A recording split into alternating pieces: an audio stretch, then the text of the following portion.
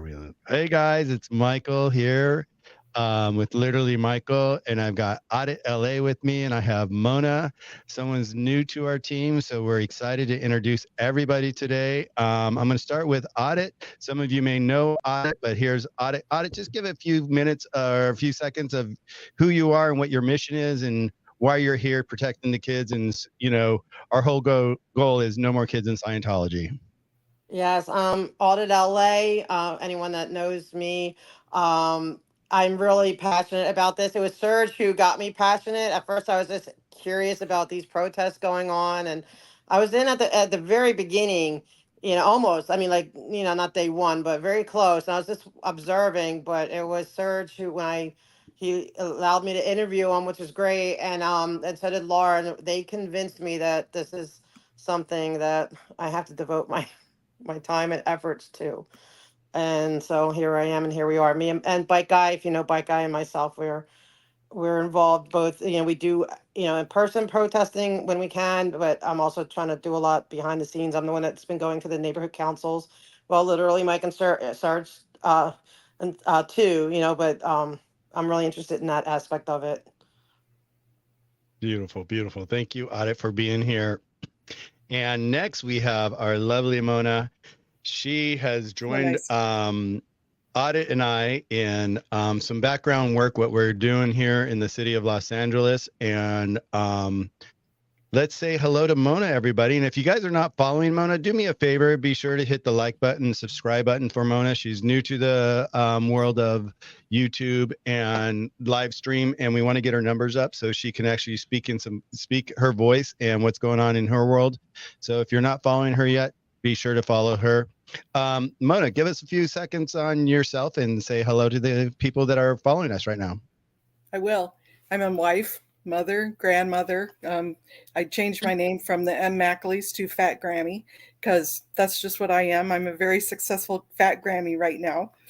Happened to be a paraplegic and blew out both of my shoulders this last winter. And so, as you can see, I am stuck in bed for the last couple of months. Hence, it's given me a lot of time to watch YouTube. Kind of got involved watching some crazy ass guy with a cape and crown one day over at the testing center that just made me crack up laugh. I don't know why. So then I started going, well, geez, what in the hell is this all about? And I caught up with Serge's story, Laura's story, Nora, Liz, and just became just enraptured in the horrible atrocities that has been happening. Kind of listened to Go on the Poe or Poe on the Go. And he's like, well, if you can do anything, just do something that's better than nothing. And I thought, I'm sitting here in bed. I can do something. So I started doing commission meeting research and looking at the different possibilities of what I could do from here. And that's how we got started. So my hat's off to the whole team, the whole community. We are a community. And I feel like I'm in a community. You are in a community. And, saying the community, one of the biggest things we have here, which is so beautiful, is like all our subscribers, everybody that's watching us today. We have, I believe, about 300 people now watching us right now live. And they're part of our community too. Just like you, Mona, yes. They started, they're out there, and their word and their support makes the biggest difference for all that we do here live. I hear a lot of times people say, oh, I wish I could be out there protesting with you guys and all that. You know what? Everybody that's in live right now, you guys are always with us. Your support means so much to us, because just the other night I was at the Blue Building, and there was maybe 6 of us out there just protesting and just gathering, just having conversations and all that.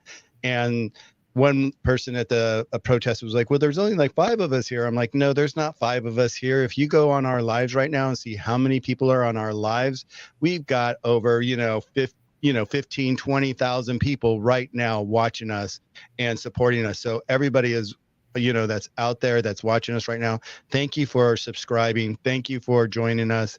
And I'm really excited about tonight because we're, Mona, came to us a little while, as she says, she's in the background, she's looking at things, she's discovering things, and she had an opportunity for us to actually go and speak our word and share our information with what's the look at me, I'm like, what's the name again? It's Office of Inspector General. Yeah, who has Inspector all General. the purview over LAPD. Right. So this committee here that's in Los Angeles, they actually look over all the stuff that's going on with LAPD, and they investigate any issues that might be going on. And so we were invited gracefully through Mona, got an opportunity to get invited. So we were invited to actually go there and share some information with them. With the conversation of where we're about to go, who would like to go ahead and describe the organization? Would you like Audit? Sure. The OIG, you mean? Yes. Okay, the OIG is the Office of Inspector General. There's different offices of Inspector Generals, but this one oversight is an oversight for LAPD.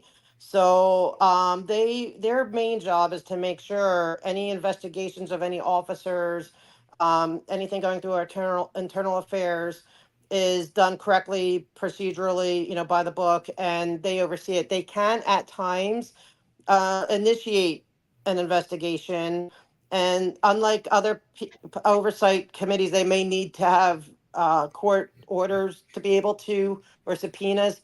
The OIG does not need those subpoenas. They are able to ask for records and get them, and they are like an oversight for LAPD. And their two main purviews are individual claims and systemic issues.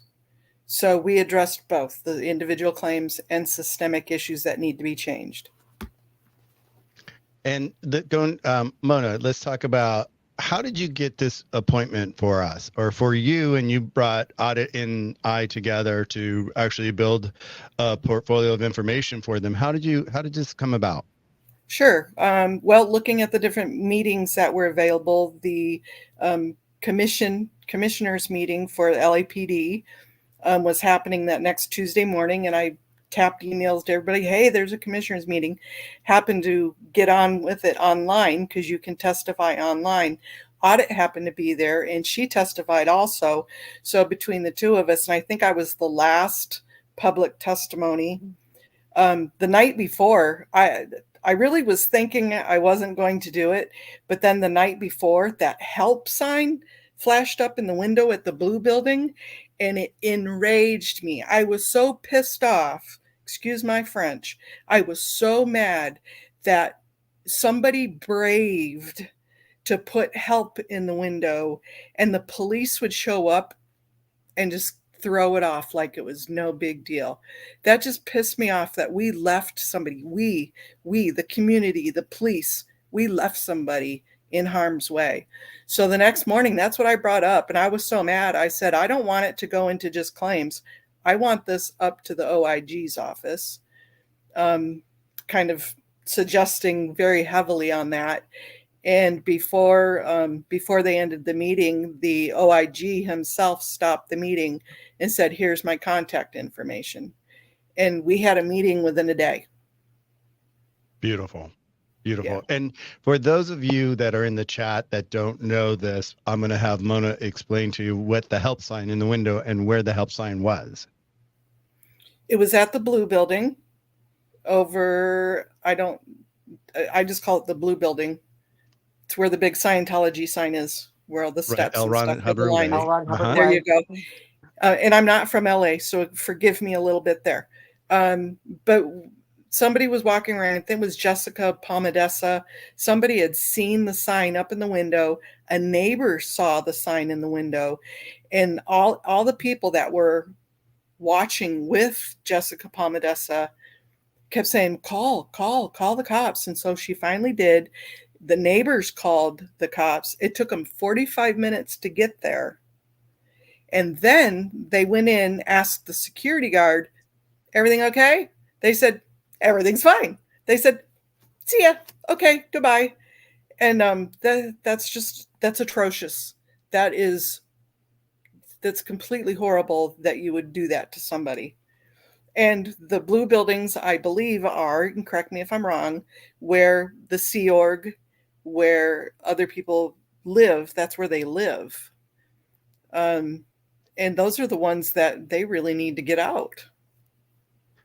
Well, and there's a lot of people that live there that actually they're in bunk beds and they're like three high. And a lot of these people are, way late in their golden years. And you can only imagine the conditions that they're living in, the stress that they're living in, and having to climb up on a bunk bed to go to bed with amongst, 5 others or even more people. I've heard maybe up to 12 people into a room. And it's horrific. So that person reaching out, for them to be able to reach out like that, is a huge deal, because if they were to get caught with that sign or get caught, and I'm sure they did, because they were scraping it off. Yeah. I mean, OSA right now is watching us. I always say that, when we're doing a live like this, we've got OSA watching. Hi, OSA. Hope you guys are doing well today. Let's get you out of there. If you want to come out, we can help you get out. But yeah, you can only imagine what that person, went into. Maybe they even got thrown into the hole. Do they still have the hole? I know Serge is in the chat right now. Serge, is the hole still around? So I can only imagine the strength and the anxiety that person might have been going through to be able to do that. So, so I love that, everything happens for a reason. It kicked you into gear where you're like, wait a second, this has to stop. I mean, I go back to imagine the kids in there that can't write the word help yet, that are in Scientology, in these, different spaces across the world, around the world. There's kids trapped inside these places that just can't consent. And that's our big thing, is to get these kids out. So, so that's why under their purview of the individual claims, and then also the purview of systemic change and systemic issues that are of concern. Those are the 2 ways that we came in. At first, they wanted us to just file the claims. If anybody had claims, and I said, no, that's not going to work. That's just going to get swept under the rug again. No, we want to, please just give us an hour. Just to hear us out for an hour. That's all we want. 1 hour of your time. And they agreed to it. So they obviously thought something was behind there, because the other people that were giving public testimony were talking about dog poop in the lawn, and they didn't get time. So, we must be doing something good, right? Well, what we did was just amazing, so Audit, Mona, and I'll give most of the credit to Audit. Mona really sat there in the background typing up in the different approaches that we were going to go on, our how, our what, our why, and what we were going to approach and how we were going to approach it. And our main goal is really to go in there and start a conversation, have a conversation with the OIG, and just really sit there and just start bringing awareness to them. Because once again, it was one of the crazy things that I noticed when we were in the meeting was, again, a lot of them, I went around the table and I asked a lot of the officers there that were in the meeting with us about how much did they know about Scientology. And it's a lot of unknown to a lot of people, that they just don't know what's really going on behind those closed doors. So with that said, who would like to take the first page of our approach on how we're holding this meeting, and we walked in saying, okay, here's our how, what, and why, and all that. Who would like to take the how, ladies? I would like to take the part that I spoke on, like when it came to the CPAB and the police and stuff. And I want to give a shout out to Mona, though, because Mona did that. The work she put together, that was mostly Mona. I would just say, well, I would maybe add this, or this is the right terminology, and stuff like that. But Mona did an incredible amount of work in this, links and viewing all these, everything. So that credit goes to Mona. Thank you. I appreciate that. But it really was brought on for the other reasons and the mission that we have to get this done. It makes me embarrassed to even think of that. So I don't mind taking the first page. We did put a presentation together. It's something we left them with hard copies. We also gave them a digital copy. I don't know if Michael's going to put it up or not because I don't have access to that. But if you would like a copy so that way you can replicate it for your city or your state, we're more than happy to let you have it so that way you can change the facts and figures and use it as a guideline for your own area. Two places in specific: San Francisco, you really need this, and Chicago, you really need this. So don't be shy. And I had reached out to them and told them to watch this because it was something that they really need to sink their teeth into. So the first thing we wanted them to know is, why are we even there? Why should they even listen to us? And we all kind of thought different things on this. However, Michael and I came up, he came up with the idea just as I was saying the idea. And I was just thrilled because I said, what about the list? The list that you guys marched around the Celebrity Center with. If nothing else, there's 129 people on that list is our why. That's what we're there for. And so I did reach out to Liz Gale and ask her if we could use her picture. I don't know. Can you pop that up, Michael? Hey, Serge, will you come in here a little bit and give me a little technical advice here on popping some images up for us? Let me get Serge in here real quick because he's really good at that. He always does these videos where he's pulling things up, and I'm trying to find it right now and I can't find it right now, and it's probably just a button I don't see. But yeah, and what was so beautiful is like, not only did we have the images. So can I get this? How do I get this there? Keep going. Okay. Yeah, so we're looking at it right now. Okay. So is it on? Yeah, no, we're not, we don't have it up yet, but Serge is working on it right now. But yeah, one of the beautiful things was like when Mona mentioned, bringing up the list and all that with Liz, is that we actually even were able to bring the actual piece that Liz made with all the names on it that was carried all around Scientology. And what was wonderful is like with that list, with these 3 people that were in the meeting with us, I unrolled it right down the center of the table during the meeting, and it really made an impact because they had the list right in front of them, and they were able to see name after name. And then Serge and I just kind of like commented on each name that was unrolled there and just said, oh, here's this, this is where this person is. And it was just like, it really brought a visual to them. So I think we're getting close here. So while you're still popping that up, it's the first page that she has on the receipt website that she has. And it's our why. And the list underscores our grievance against both Scientology and LAPD. The LAPD's biased and unjust practices have consistently denied due process to the children within Scientology, perpetuating a cycle of neglect and endangerment. And then we discussed who Liz Gale was, about Philip, the unveiling of it around the Celebrity Center. Okay, here we go. Okay. Go ahead. It had gone from 129 names down now to 186 names and still growing. And then gave them a link. We had sent them the links to the different topics before we had met. And the claims, so that way we could just talk. We didn't have to worry about discussing claims or discussing links.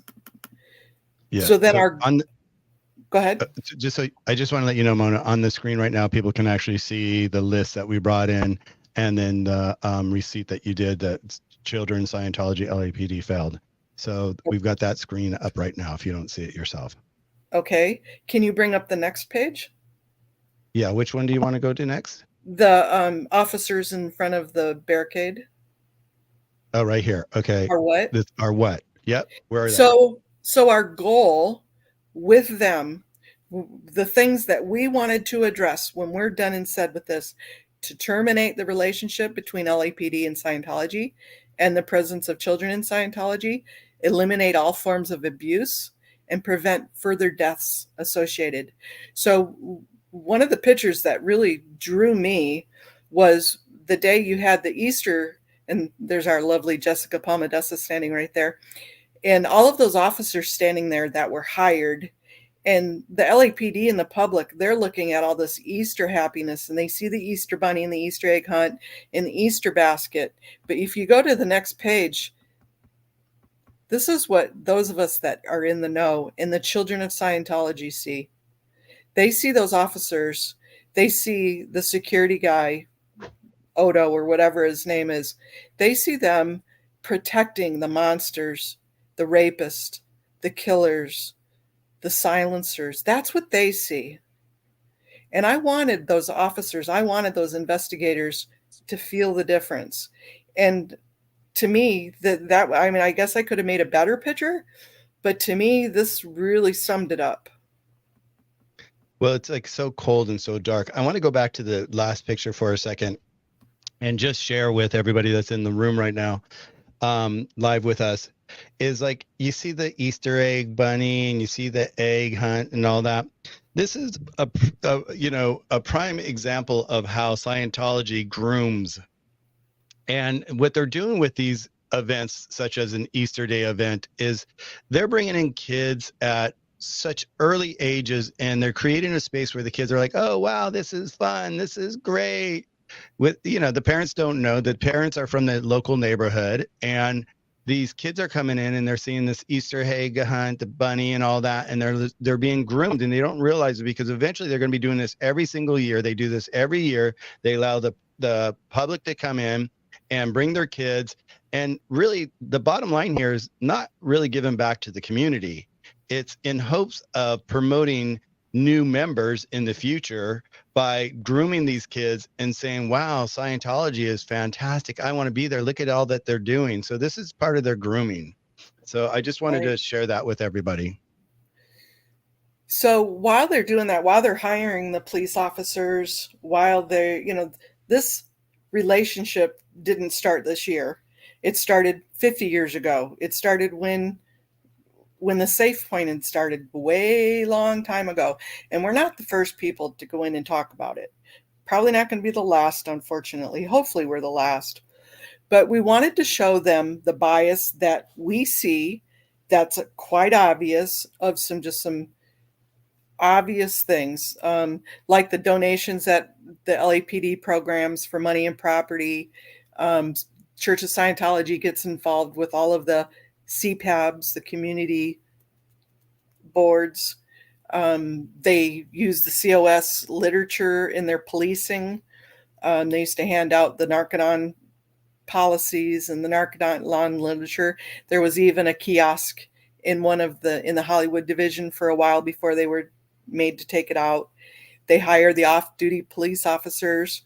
That, excuse me, last LA Times article about former police chief Michael Moore giving the Church of Scientology the special meeting. And then, of course, the ritzy things like the church where Tim Tallman and Brian White were performing, where they get these big checks, where the Karen Bass talked at the Church of Scientology. Those are all different areas where that relationship, where they instill themselves into the community and the government authority and the organizations, and they make it to where they're just in bed with them, to be real blunt about it. I would like to, could I speak on this area? This is like my area. Yeah, I like to talk about. Definitely. It's very true. And I know firsthand, LAPD does have a very cozy relationship with Scientology. For those who don't know what the CPAB is, it's the Community Police Advisory Board. After the Rodney King incident, LAPD, to try to build a connection with the community, started the CPABs. And what they are, it's their own, they're directed and controlled by LAPD. Every division has one. And people from the community, you can apply to be a volunteer with LAPD. You have to go through a background check to get on the CPAB. And basically what you're then is you're a conduit between LAPD and your community. So LAPD would tell the CPAB what they want the community to know. And then the community is supposed to be able to come back and let LAPD know what they want to know, and that works in some levels, and some levels it doesn't. Like from my experience before, like the LAPD doesn't really want to hear criticism. They don't want to hear where they're getting it wrong. They definitely, I know for a fact, a lot of people have pointed out that they don't want them using Scientology property, and they basically turn a deaf ear. They don't want to hear it because, I mean, they get it for free. So it's kind of one-sided. It's a one-sided relationship. But now Scientology, because their view is like you can't keep anyone off of CPAB unless, I guess, you don't have a bad background check, whatever. But if you want to serve, they're going to accept your service.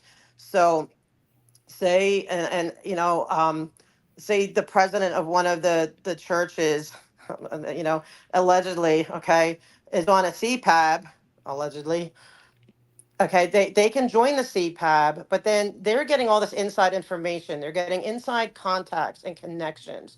So that president of that one CPAB, I mean, of the Scientology church, is on a CPAB, and so they are directly feeding information to the police, and they're getting the direct information from the police back to the community. That builds a a cozy little network right there.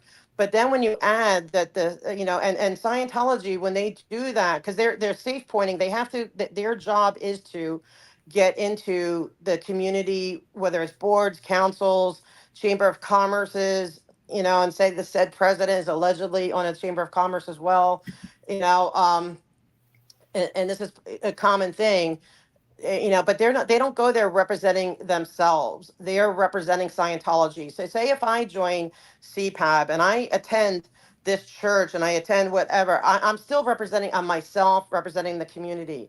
I'm not a representative of my church. Where with the Scientology, they don't do that. They don't represent themselves, that they are Scientologists who represent themselves.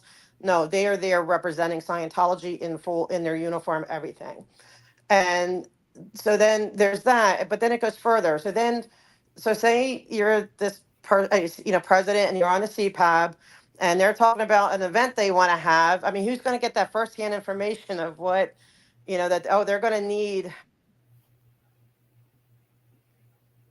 sorry, they're going to need a property for this event. Oh, here, you can use our property for free. It's state of the art. It's yours to use. So why not? I mean, it's like a mutual thing. So you can use it for birthday parties, retirement parties, whatever you need, it's there for you.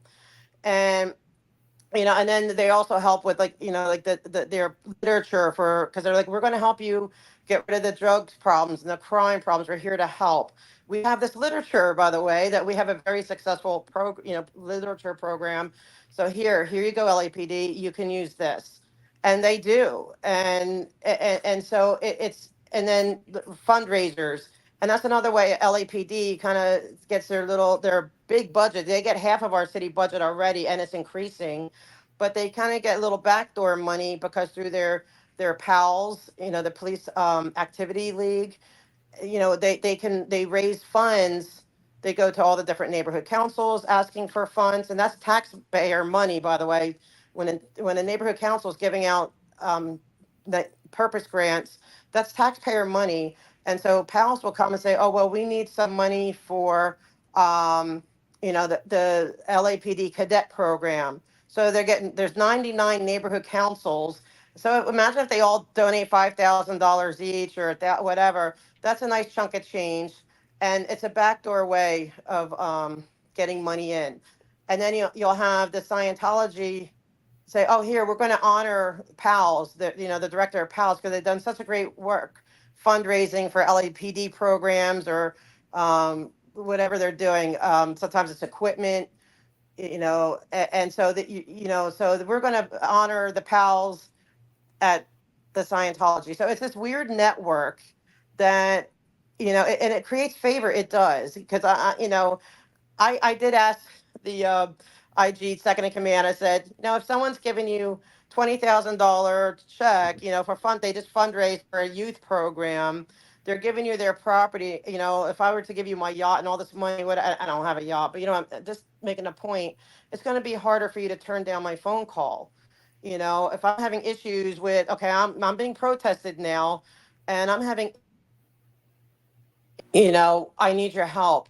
And I believe, you know, allegedly, I just, my personal belief is that because of that deep connection with CPAB and the police, that a lot of these calls that are coming, these arrests that are being made, and we all see that it's unfair, but it creates a bias, you know. And I personally feel that if they're allowed to be on CPABs, they should not be allowed to donate property, help fundraise, do anything like that. It should be very separate.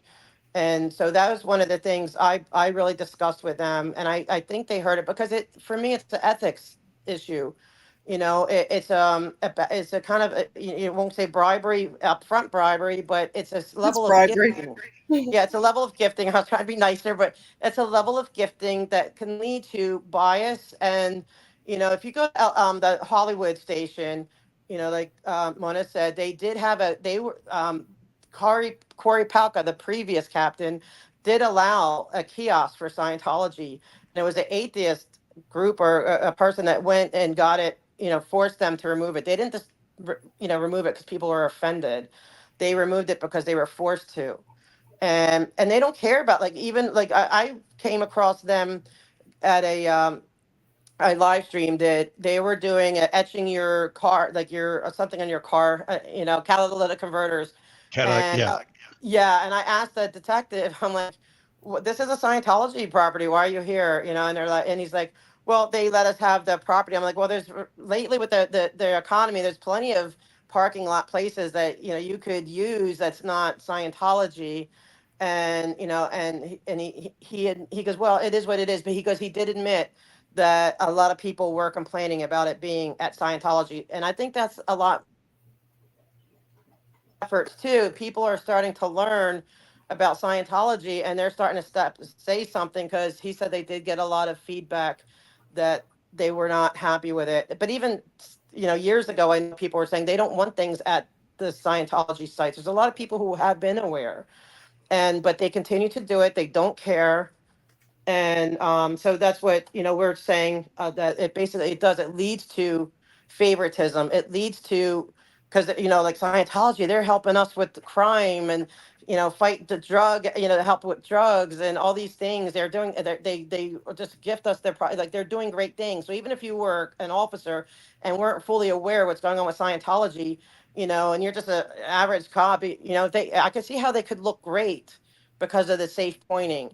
But that's what we need to break. And that's why I like to go to the neighborhood council meetings and commission meetings and everything. I want to break that love affair where people, officers, everyone thinks that they're great. And we even discussed possibly, hopefully, at one point in time, being able to get some kind of training for LAPD on cults and cult behaviors and what to look for, you know, and stuff like that. So it's a work in progress. This is just the beginning, but I really believe it's going to, you know, it's going to lead to better things. Thank you.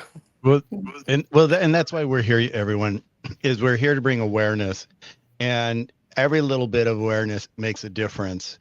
And I pulled up on the screen some of our complaints, but I brought it up mostly because you see down below, the three pictures down below, you can see there's the LAPD at is that the Christmas party?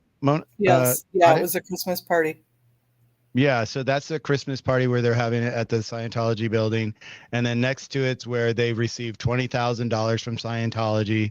The next one is a mayor here in Los Angeles, Karen Bass, you know, speaking on behalf of Scientology. You know, all these public people, they're always looking to benefit themselves more than benefit the public. And, you know, Karen's not there because of the public. She's there because they know that they have a big influence in the community and she wants their vote. And so, you know, she's out there spilling her stuff. And, you know, this was during the last election. And at one point she tried to remove herself from all this. And then their running mate brought all these photos up and brought all these comments to her. So before we go further, Mona, did we get Mona? What's your YouTube, Mona? Your channel? Is it at Mona MMCALEESE? 2884 or something like that. Yes. Yes. Yeah. So Maria, yeah, if you could go ahead and post that back, that's Mona's channel. Thank you. You're welcome. And so that's what that was our whole goal, is to walk into the committee and actually bring awareness to this committee. And it was one of the most beautiful things. We all walked away from there. Mona was she was streaming in, and Audit and even Serge joined us as well during this meeting. And it was like, really, when we walked out, at first we didn't think we were going to get far or make a difference, but when we walked out, we all kind of had the same experience where they're listening. And it seems that there's a lot that we don't even know that they're investigating with the LAPD and Scientology that's going on behind the scenes. But just the fact that we brought all this information right in front of them, the fact that we were able to even, let me get this picture back up. I mean, seriously, I took this picture right here,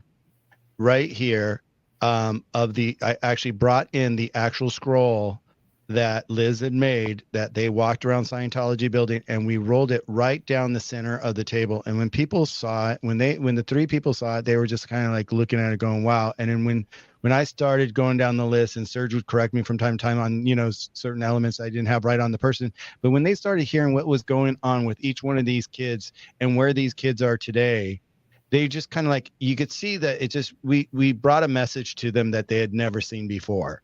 And it was really brilliant, because when we were walking out, all the people that were in the meeting with us, they all came up to us and they're just like, yeah, we can't say anything, but there's a lot going on. So, all our voices, all the people that's in our chat today, all our voices make a difference. And so I just wanted to bring this back up, because it's just like, it was really a special meeting, because, first we thought about including several other people, but we wanted to, we kind of backed off of that whole concept of bringing a bunch of people into the meeting. We wanted to keep it calm. We wanted to keep it cool. We want to keep it collected. And one of my main goals was actually to go in there and just, bring a commonality of information to them, and actually bring awareness to them and start a conversation with them. And that's exactly what we walked out with. We started a conversation. And what was really nice is, in the days after, they were actually emailing Mona and asking for more information, or maybe for another video. And so they're in communications now with us slowly, but we are actually making a difference. And that's what you in the chat right now are supporting. All of you people here watching us today, Mona, Audit, we're all just, baby steps. I always say baby steps, because, the kids can't consent, and our goal is to get the kids out. So I want to go ahead and move forward with our PowerPoint here and just go. So here, our next one. So we saw this, but what you see up above here, who would like to discuss this? Would you, Mona, or Audit? Would you guys like to discuss I think we already discussed this one. Did we, all the bullet points? Okay, yes, great. We already went through that one. Go to the next page. So this is where we had left off, and this is where we talked about the safe pointing. And the safe pointing, what it causes, that relationship causes a systemic bias, unjust outcomes, the endangerment of lives, and a cost factor. And so we just briefly, one page each on each of those. The systemic bias, if you want to go ahead and flip to the next page. These are some claims that I personally submitted, even though I'm 3,000 miles away, they let me do it. I submitted a claim against LAPD through the OIG to have these claims investigated. Now, we did have to have some claims, because that's originally what the whole spiel was about. And by no means does this make any of your personal endeavors or personal claims obsolete whatsoever. This is just our claims, us, the three of us, saying LAPD botched these claims. And we want resolution. We want something done. We want investigations. The two, if you want to go ahead and go down to the next page. Oh, let's see. Let's go back here. Audit, I would love for Audit to jump in on these claims right here. If you guys could see on March 13, 2024, Audit has a claim, color of law. And We were going that to was talk a about big that one. on the next one, but okay. Oh, we are? Okay. Yeah. I thought, okay. So these are the 4 claims that we went ahead and went through, saying that these were serious enough to cause undue justice. 2 of them were Josiah, the Daniel one. We all know that, where the skateboard guy ran over him with the skateboard, and then the color of law. And that's very important that I think audit needs to talk about. Okay. For those who don't know what color of law is, it's basically acting under authority when you don't have the authority. And it's really important when it's a police officer or somebody, who does this, because if they don't have the authority in that moment to give police orders, but they're acting as if they do, that's called color of law. And so I don't know how much I should say. Should I just tell Right. the story? Well, we were at Well, Audit, do you want me to play the video? that would help, because can I set it up real quick? Basically, Yeah, set it up. we were at the hearing for the La Poubelle, their CUP. It was their hearing at the commissions, the planning commission hearings, and to our surprise, Senior Lead Officer White was there, which was shocking to me, because knowing LAPD very well, they're where they belong. He's a Hollywood officer, Senior Lead Officer, and Hollywood division is under West Bureau, because every division, there's a bunch of divisions under a certain bureau. He's under West Bureau. But this meeting, I'm like, this is City Hall. City Hall is Central Division in Central Bureau. So out of division, out of bureau. And I'm like, what is going on here? For the moment I saw him there, I was like, what the heck? And then I think, okay, maybe he's there. Maybe La Poubelle hired him for some reason, because you can hire, and that's another thing we didn't cover, is that when you're LAPD, you can work overtime in uniform and be hired. The taxpayers do not pay for that. The people who are hiring them pay for it. So La Poubelle could hire him, I guess, as a off-duty officer. In that case, he would not be wearing his camera, and he would have limited jurisdiction. He'd be working as a security guard, not as a police officer, with his duties.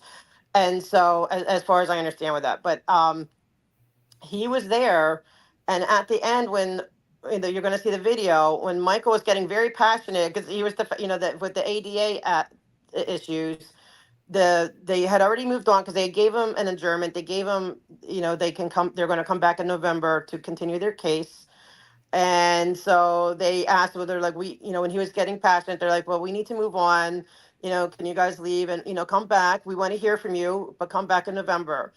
And you'll see Slow White, coming and giving them direct, shooting him out. And I'm like, why is he doing that? Like, he's not in his division, And so you watch the video, and then after I saw this, I wrote to his superiors and just asked, I said, did he have a legal authority to be there in uniform giving directives? Because once a police officer gives you a directive to leave, any reasonable person would be under the assumption a police officer is telling me to leave. If I don't, I'm risking arrest or a ticket or something. So that's where color of law comes in. You have to have that authority in that moment to give a police command in uniform. And so I just asked, and I'm like, if he had the authority to be there, ignore this email. But if he did not have the authority to be there, then I would like to, bring this forward. And I believe they're bringing it forward because, and Yep. so whether or not he had the authority, I guess it'll have to be investigated. We don't know what the outcome is going to be. Everyone's innocent. And I want to say this, everyone is innocent until proven guilty. So just because we're putting in these complaints and putting everything in, everything is alleged. I have to be careful with that. So we all do. So it's just, we're asking them to look into it, because if it was a color of law incident, then that's not good.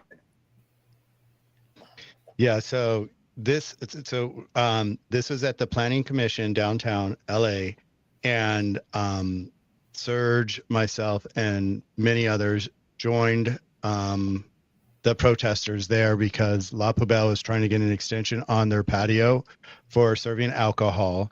And so we were just there just to kind of like bring our voice as the local neighborhood, just saying, hey, this is what's going on. This is the chaos that's been going on.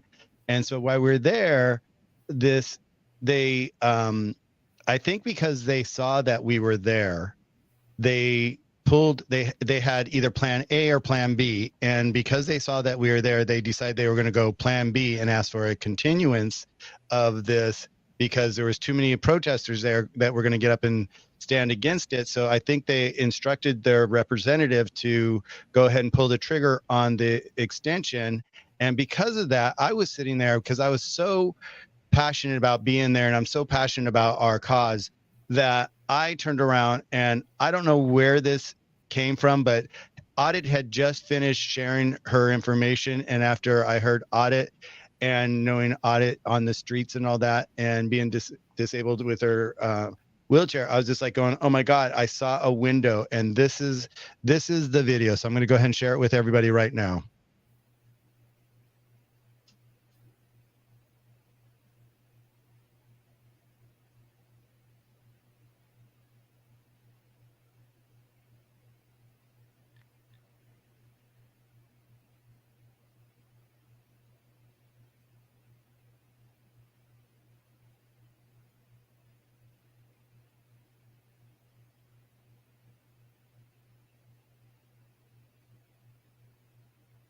There's no audio.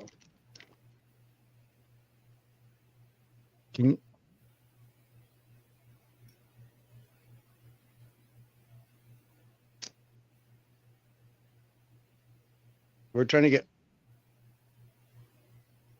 Oh yeah, we're trying to work on it. Okay, so it looks like we don't have. I don't know why we don't have sound right now. We're working on that, guys. Okay, while you're working on that, could I just add one little thing? They did go in knowing that they were going to ask for a postponement because they prepared and asked for, I guess, weeks earlier, or at least a week earlier, and they did blame the protests, and they even had a picture like in their application to postpone it, a picture, of the protesting and stuff like that. So they're saying that they feel that the protesters are going to create an undue bias because they figured we'd be there. So they came in knowing they were asking for this, but they had to go in person to formally request it. Okay, I think we don't have audio on this, but I'm just going to go ahead and summarize this really quick. So you see that, so I spoke up, I stood up and I started speaking out of turn because once they postponed it, then we didn't have our opportunity for all the protesters to get up and give 2 minutes of their input to the situation of them extending their hours.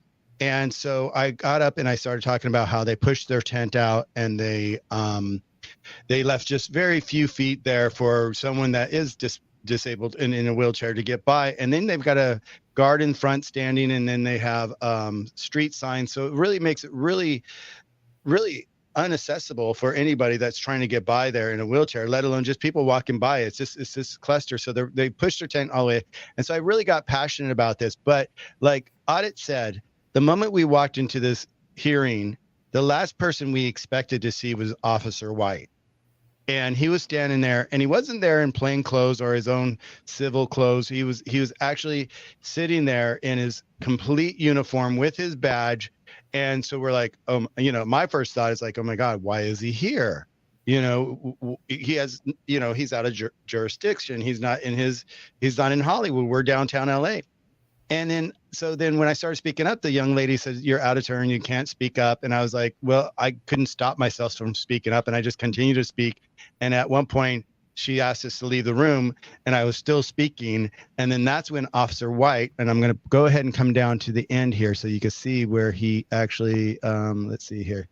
There's Officer White right there walking up to us, telling us, let me go here now. Let me share the screen. Back here. Okay, let's go here and share screen.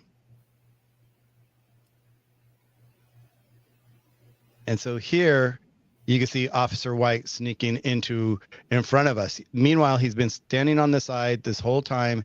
And then all of a sudden they asked us to leave. And then Officer White acts as if he's on the clock and then starts instructing us to remove ourselves from the room. And I actually got up and left because I thought I was going to get arrested.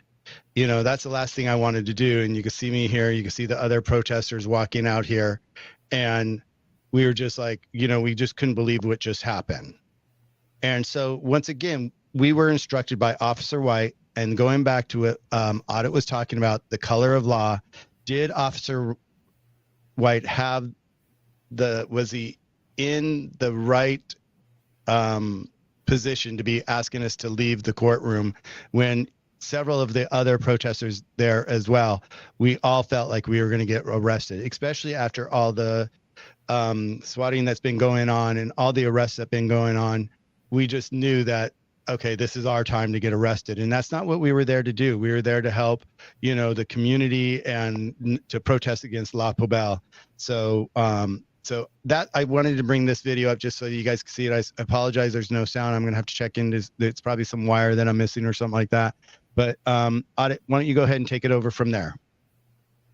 Okay, so yes, you can see he does direct everybody out. Now, if he is working as a security guard or some kind of thing for La Poubelle, then my question is why it wasn't the La Poubelle people asking them to leave. It was the commissioners person asking everyone to leave. So he was shushing everybody out based on the commissioner's personnel wanting everyone to leave. Well, he wasn't. I don't believe. Okay, unless they could prove me otherwise, I don't believe he was there on behalf of the commission.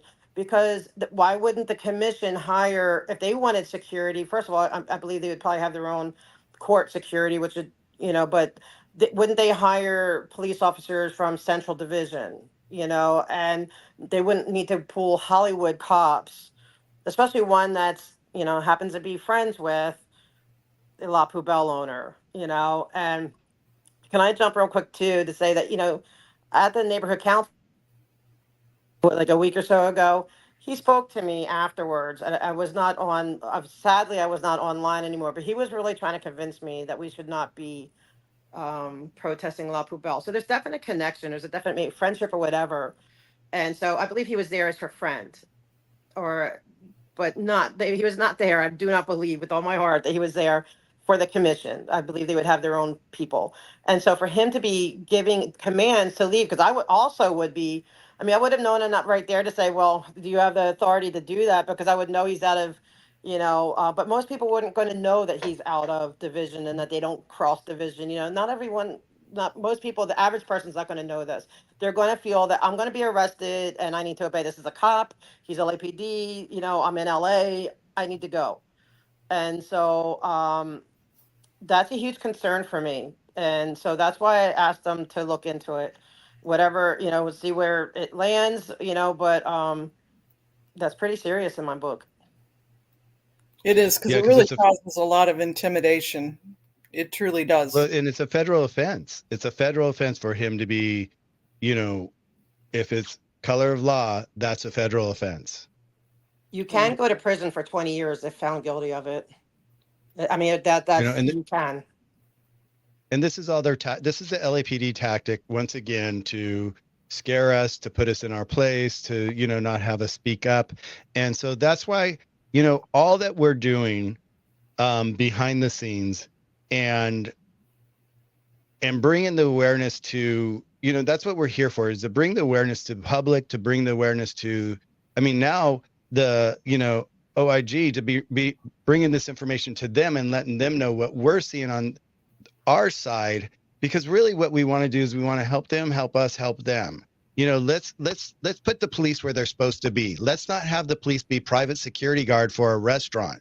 And this is not the first time we've seen this, you guys. We've seen this out in the Valley at an event that they had. I remember I was talking to two officers there, and I directly asked them, I'm like, are you guys on the clock or are you guys off duty?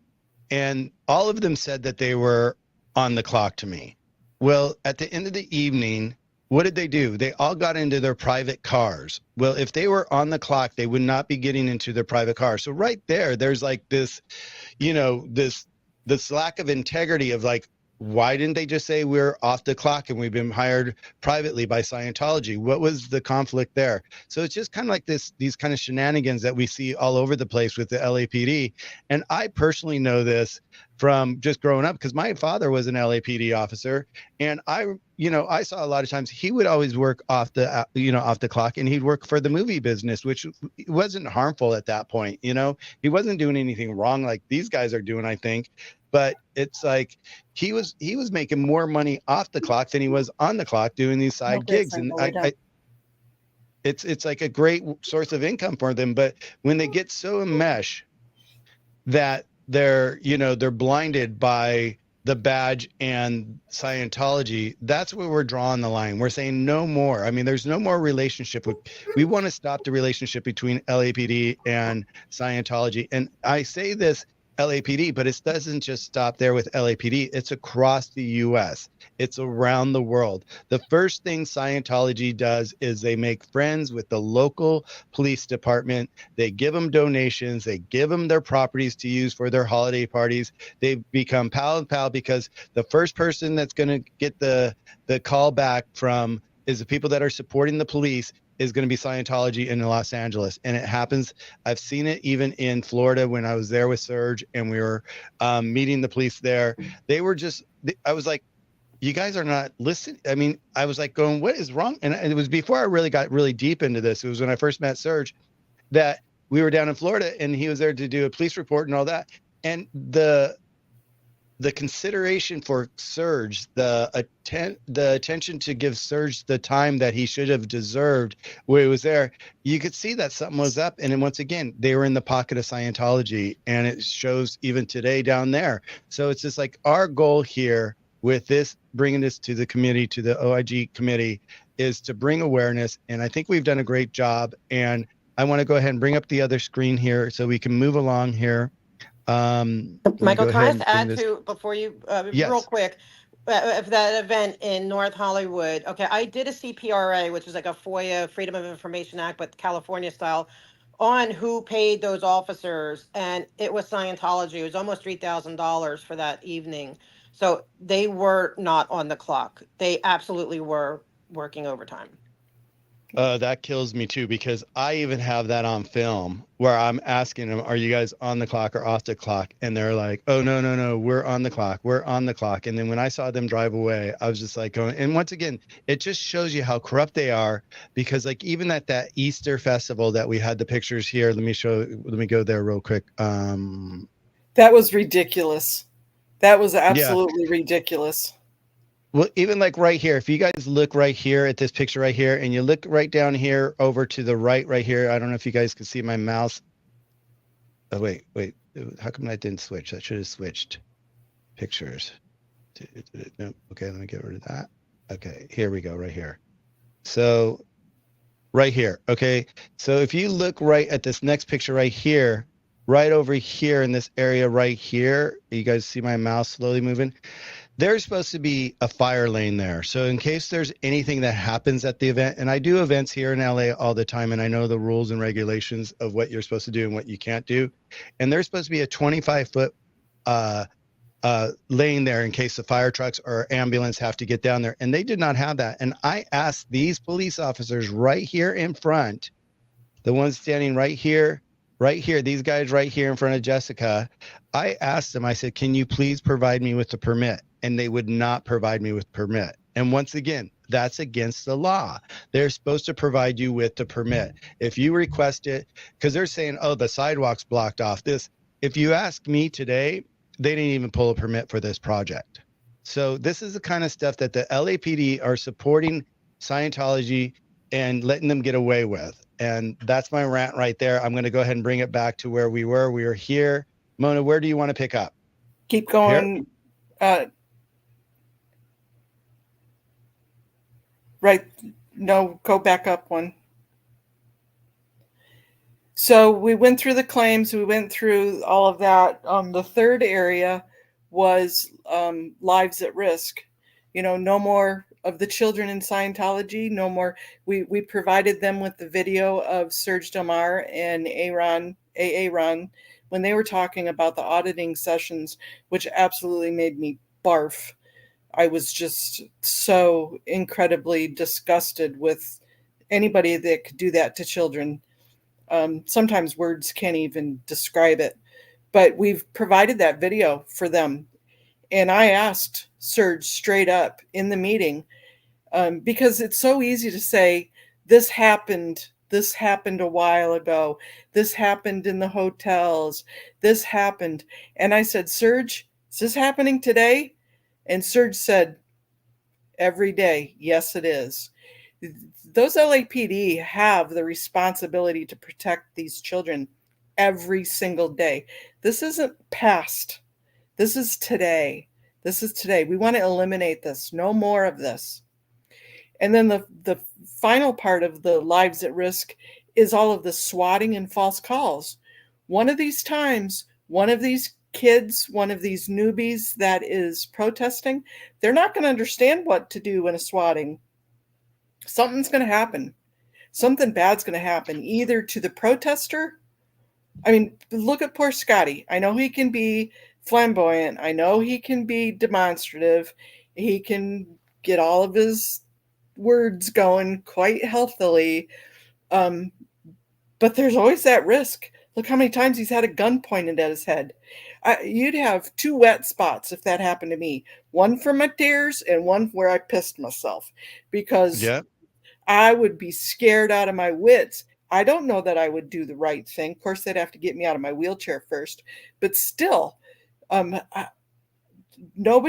going to get hurt. And this cannot wait another year for them to investigate all of these claims. This needs to happen right now. And we told them straight up, if something happens, we told you so. Yeah, Mona, you're talking about Scotty there. There was one time I was watching one of his lives and all of a sudden he got swatted, and it was frightening because exactly what you were talking about. I was so concerned for him because they had put him in the middle of the street. They had cars drive. They didn't stop the cars from driving by. They kept allowing cars to drive right by him. And I'm like, what if someone's on their phone and they're texting or something like that? They could run over him. That's where he was in the street. And it was just like you said, one of these times the swatting is going to end up, unfortunately, I hate to say it, someone's going to get drastically hurt or even killed by this because of the lack of care that, the swatting has to stop. I mean, once again, it's the corrupt police that's in there that are doing this. They're taking, I don't know where they're getting their calls from, but over and over, Audit and I were at another city meeting, a couple of months ago. And we're sitting there, we're actually explaining to them what was going on about swatting and all that. And sure enough, within 5 minutes, there was firemen coming into our meeting saying, oh, there's a gas leak. We were here, a report of a gas leak. And it's like, no, it was, once again, it was a bogus call. Right. Can I interject there too? Yep. I did bring that up at the meeting that, and I try to be fair on all sides. I try, but I told them, I said, these swattings, I said, we want these dealt with. Like, don't think that we want this. We don't, because not only are we all in danger, but I said also it puts the public in danger, but it even puts your own personnel. If you're overseeing LAPD, it puts them in danger. It puts LAFD in danger, because you just never know. Anything could happen, and you never know what it could take. Where it would be someone would get hurt or killed. So it's in everyone's best interest that this gets taken care of. And at the last neighborhood council meeting, I was talking to I think it was the deputy chief of LAFD, telling him we need this resolved, we need this investigated. And he says, that's not what we do, but he said there's an open task force looking into it. And I believe Zach Ellison actually, I think he's like looking into that. But but the OIG, they're not allowed to tell us what they're doing. So we can't. I don't know whether or not there really is a task force, but according to LAFD, there is, to deal with the swatting, because even they're noticing it. There's a lot of calls at Scientology locations. Yeah, and so the fourth area, I was going to go ahead. I want to touch one more thing because it's got my brain, me going here. is going back to Danny was, we were talking about Danny earlier about him getting run over by the scooter man. And, the moment I was live with him, I was watching him live. And the moment I saw that, I immediately went back to my videos. And a month prior, the same exact guy on the scooter tried to do this to me. And this was when I first started going live, and I didn't know about how Scientology would send out plants to attack us and all that. And so I actually went back through my videos really quick, and I captured the moment. I sent it to his fiance so that she could have it, and she wanted to show it to the police. They wouldn't even give her the time of day to take a look at the video to see that this guy was not just a passerby on his scooter going do. He was actually a plant, because he did it with me, and you can actually see that on my early lives. And I even did like a little short on it called The Scooter Guy or something like that. But I just wanted to bring that back up, and I think this is a great segue to go in after what we've been talking about, the swatting and all that, to our next frame right here. Mona, you want to take this away? You bet. So I went through, and I know I've talked with several people about costs on this, and they say this is extremely conservative and way too low. But I did use their data, so that way they couldn't argue with us. I used their data of their budgets from last year and the year before, and then the amount of calls that they took for the LAPD, LAFD, the ambulance, and then the air. They did their own audit. So if you take it, you divide it all out conservatively, every single LAFD call is $1,600. Every LAPD and ambulance call is $1,200. And the air is $3,000, the airships. So I went through, Grizzy, go lay down. Go lay down, buddy. Sorry, we're getting visitors. So I went through all of the videos that I could find that had false calls, the swattings, and frankly, I got tired of doing it because there were so many of them. I stopped at 54. I think I'm up to 68 of them now. And at the time of this, I was at $160,000. And today I'm up to $190,000, adding the last couple of days in. That's a lot. That's a chunk of change. That's a chunk of change out of the city budget that somebody can get hurt over. And they're daily. Some of them are 2 or 3 a day in different spots of false calls. And I'm going to be real honest. I think I'm missing 2 of Scotty's swats. And so we're probably over $200,000 already, just on a very conservative budget. And if anybody's interested in that spreadsheet, I'd be more than happy to share that. And that's $200,000 represents one officer for an entire year. So, you can either do all the SWAT calls or hire a police officer, like a seasoned police officer, for an entire year. His salary, that's a lot. And really the cost really is, it's the amount. That's just January, or not even January, the beginning of January, because you guys didn't really start till the end of January and the beginning of April. That's 3 months. 3 months, almost 55 calls. And that's just here in Los Angeles. This is, statewide, around the world, this is going on. It's just like you see it all over the place. And it's just the amount of resources that are getting wasted by protecting Scientology is just unheard of, and it has to come to an end. So using those 4 different concepts, we came up with some takeaways. These are things that we want to see from this meeting, that if you want to flip it to the next page, I'm trying to get these are our takeaways. And they were very very well taken. One, let the protesters protest peacefully and without bias, because there's such a huge bias. Investigate and prosecute the claims that we've brought forward. Investigate and prosecute the false claims and swatting. Draw a tighter line for LAPD and the community events. end LAPD's security detail relationship.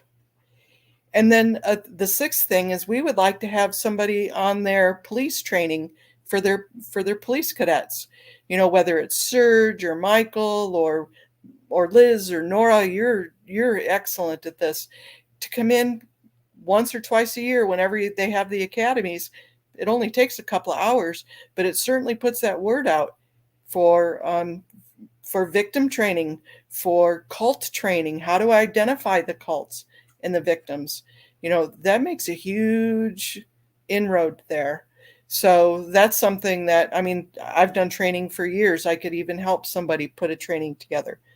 But those are our takeaways, and that's what we want. That's what we wanted out of the meeting. And, Besides the relationship.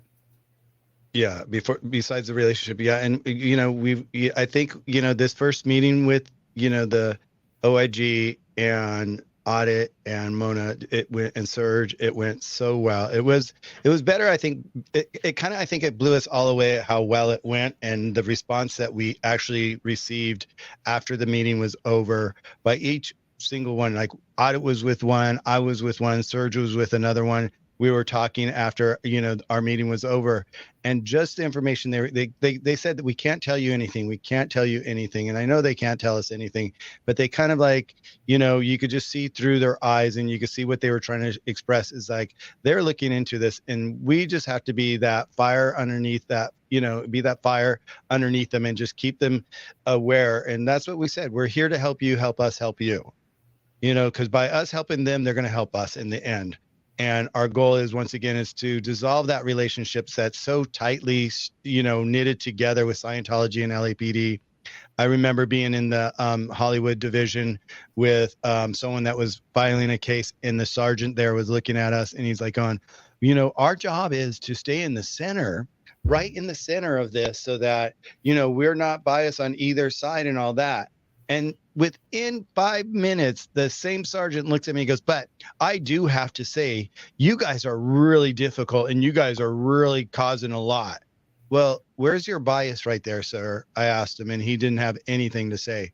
And that's what we're here to take down. We're done with this, and we are standing up. And thank God for these ladies, Mona and Audit, to be here doing what they're doing in the backgrounds every single day. And we're preparing our next movement, and our next movement. So I just want to say thank you guys for being here today. Thank you, Audit, for being here and all that you've done. Mona, thank you for coming on board with us and sharing all your wisdom. And we love that you're here, and you're there in the background doing all this hard lifting. We really, really appreciate it. I'm going to go ahead and start closing out the room, but I want to give Audit a moment and Mona a moment to say some last notes or any thoughts you guys may think. Audit? Yeah, I just want to keep, sorry for the plane overhead if you hear that. I just want to keep focused on moving forward. I really want to continue with neighborhood council meetings.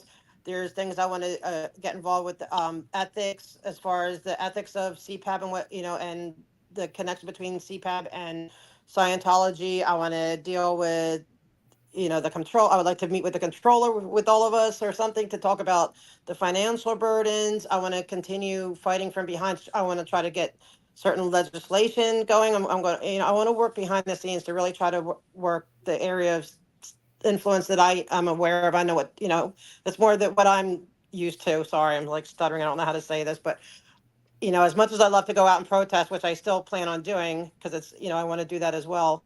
But I really, when you don't see me out there, don't think I'm not doing anything. I'm working hard behind the scenes because there's a lot I want to do to try to make a difference in that world as well. Yeah, beautiful. And we thank you, appreciate everyone. you, And thank Audit. you for all the support. I mean, everyone, like, I don't think that people watching know how much it helps us when you comment and you just support you when you're viewing and you're helping. That is such a help. Like it can get disheartening, like especially like for me, like La Poubelle was like really a hard one to be at for me, and just all the support and love, it's just it's overwhelming sometimes. And I want to thank you, and I also going to plug that, and Bike Guy thanks you too, for what y'all did for him with the bike. But we're all grateful, and I want you to know that you are just as important and you're in the trenches with us. You literally are. And so thank you. Okay, Mona. And I appreciate both of your hard work. Thank you so much. I really, when Mindy was first involved, and then you guys, and we were a team. Now, on a federal level, I've already started the next step on the federal level. We're working this on both ends, the micro and the macro, and already made a claim against the Department of Justice OIG for a lot of these same reasons. So we're going there next. We're going to do this. But I'd like to read something that I wrote. It's very short, but I feel like I'm part of this community. And I do get asked quite often, who are we? What gang are we? Are we a hate gang? No, we're not. But who are we?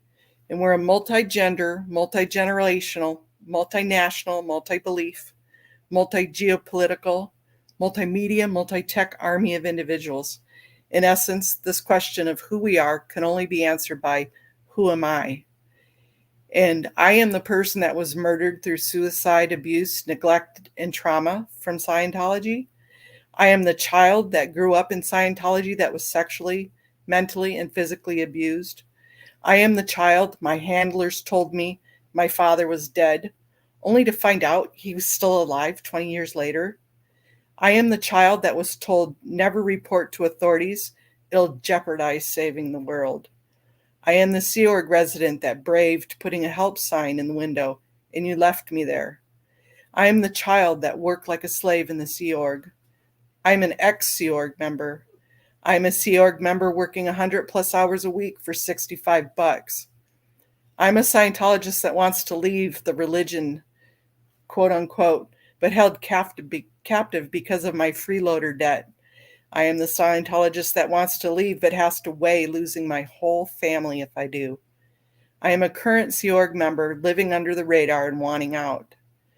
I am the mother, father, son, daughter, family member, spouse of someone held captive, and I'm fighting for them.